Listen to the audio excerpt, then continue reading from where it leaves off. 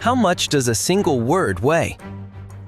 Is it possible for a mistranslated synonym to cost 80,000 lives in a single second? Most historians argue that the atomic bombing of Hiroshima was an inevitable climax to World War II, a calculated strategic necessity. But there is another version of the story, a linguistic one. This is the story of how the world stood on the precipice of peace, only to trip over a single Japanese word. A word intended as a diplomatic bridge, but received as a lethal insult. Today we are tracing the most tragic error in the history of translation. We'll explore how the concept of Mokusatsu burned a city to the ground, and why sometimes what we leave unsaid speaks louder than any explosion. Welcome to Logic by Alex, where we find the order at the heart of the chaos. July 1945. Nazi Germany has collapsed, but in the east, the fire is still raging.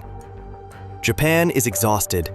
Its fleet lies at the bottom of the ocean, and its cities are being incinerated by conventional firebombing.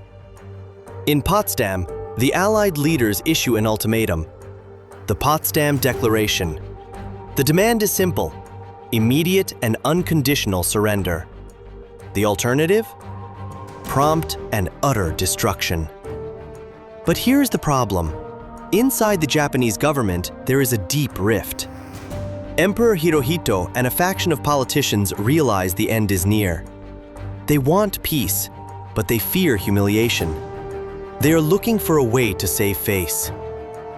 Across the ocean, US President Harry Truman is waiting for an answer.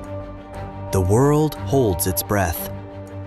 At this moment, Japanese Prime Minister Kantaro Suzuki steps before the press. He must deliver a response that satisfies both his furious generals, who want to fight to the death, and the American strategists, who already have their hands on the launch button. Suzuki utters the word that every historian of linguistics would come to study: Mokusatsu. Let's look closer at the Japanese language. It is a language of context, nuance, and reading between the lines. The word Mokusatsu is composed of two kanji, moku, meaning silence, and satsu, meaning to kill. Literally, to kill with silence. But in Japanese, it carries two drastically different tones. The first meaning, and the one Suzuki intended, is to refrain from comment, to take a pause, or to hold judgment. It was a diplomatic maneuver to buy time. Time to negotiate with the Soviets or to convince his own military to stand down. But there is a second meaning, and that is the one that landed on the desks of American intelligence. To ignore with contempt, to dismiss as insignificant, to treat with utter disdain. For Truman and his advisors, this didn't sound like a request for time. It sounded like a slap in the face. The Domei news agency translated the word for the Western press as reject. Newspapers worldwide ran the headline, "Japan contemptuously rejects ultimatum." In Washington, the message was clear. Japan doesn't want peace. They are mocking us. The machinery of war, already impossible to slow down, began its final countdown. 10 days later, the sky over Hiroshima split open. What is the ultimate price of a mistranslation? We will never know with 100% certainty if a different response would have saved Hiroshima. Many argue Truman would have used the bomb regardless, as a display of power to intimidate Stalin. But Mokusatsu provided the perfect justification. When the Enola Gay dropped "little boy," it was an answer to what was perceived as contempt. But look at how the ripples of this word spread further. The atomic strike didn't just end the war. It gave birth to the era of nuclear deterrence. This one word shaped the world we live in now. A world where human survival depends on red buttons.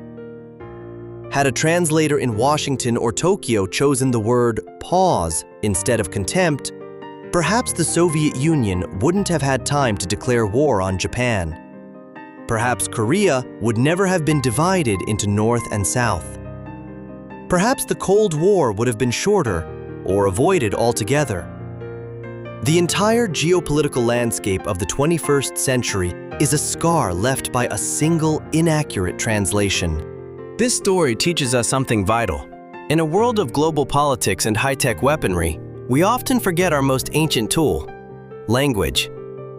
Communication isn't just an exchange of words, it's the transmission of meaning.